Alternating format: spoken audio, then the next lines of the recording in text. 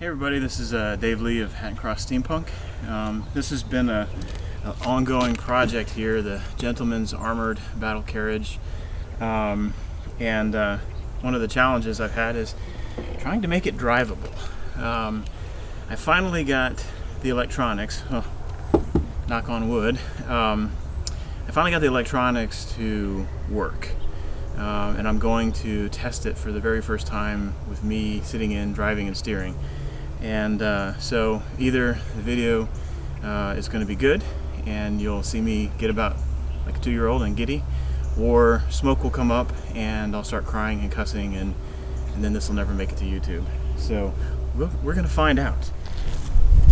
One of the things I found most challenging was how to power it. You know, when we did this, we actually welded the axle to the frame, so the axle's stationary, the wheels turn freely basically. And so what I found was this sprocket here that you could bolt to the wheel, and so the chain is turning this, and it's made for converting bicycles to be electric bicycles. And this is an electric bicycle motor. It is 24 volt, I want to say somewhere around like 800 watt, so like, I don't know, like a fourth of a horsepower. It has built-in gear reduction, so it has a lot of torque, which I don't want this to go fast. I want it to just be able to move itself and move me with me in it. I do have some modifications. It clicks because it rubs on this bolt here, because I had to make a steel frame here to bolt the motor to get it you know, sturdy in this. It's sturdily attached to the tank.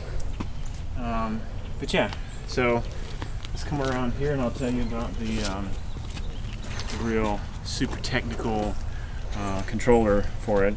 This is a $39 controller, and it's made to go for electric bicycles. I had a different one in here that gives you the option of reverse, so you could reverse the polarity on your motor and actually go backwards, you know. But the company, even though they were unsuccessful at getting me a controller that worked, I have to say, if you're in the market for this kind of electronics, send me an email and I'd be happy to share with you who I went through. But anyway, they did manage to get me a controller that works. I got it in not too long ago.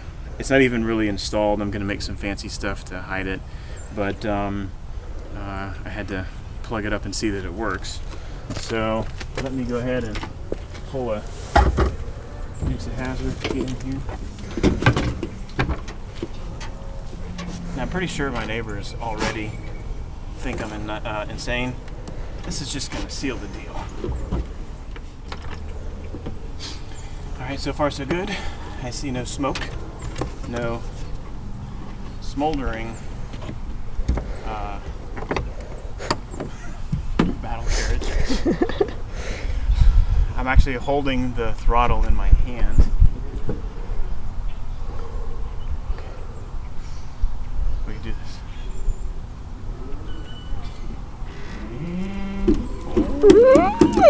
It works.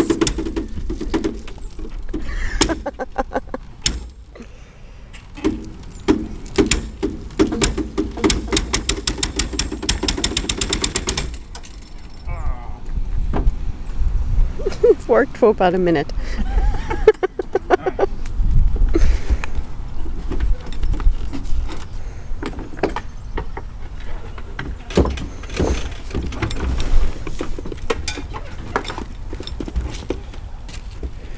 So I popped my chain off because it was catching on. I guess it was catching on this bolt here. You gotta cut the bolt first and then try again. Yeah. Okay, but we saw that it worked. Damn it, I'm going to count that as a win because I've had this booger for about 1.5 years, and that's the best that I've gotten before. The previous attempts, which you're not seeing on video, ended up with the magic smoke being released from various parts. Either the controller, never burnt up the motor, knock on wood, but I'm going to get this rethreaded. I'm going to grind this bolt off. We'll try it again. So I maybe I can get my lovely camera woman to go around and on the motor.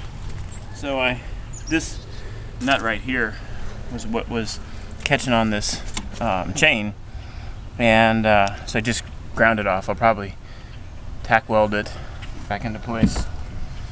But so as we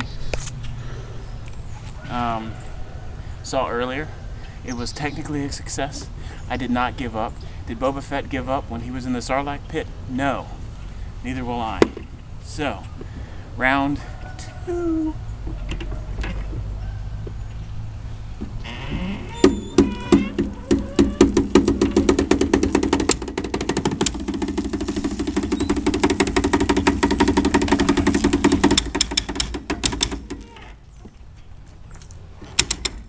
Ah. But it worked. So, so technically, it works. I was only at maybe about 10% throttle because I was trying to take it easy and see what was going on here.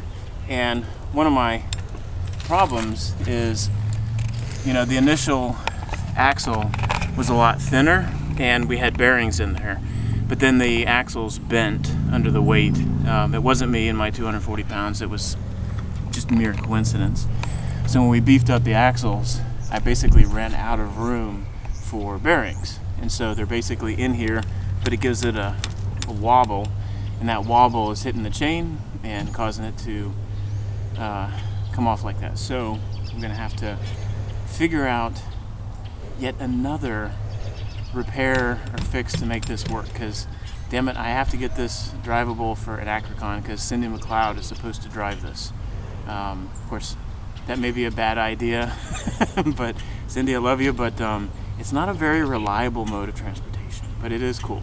So, talk to y'all later.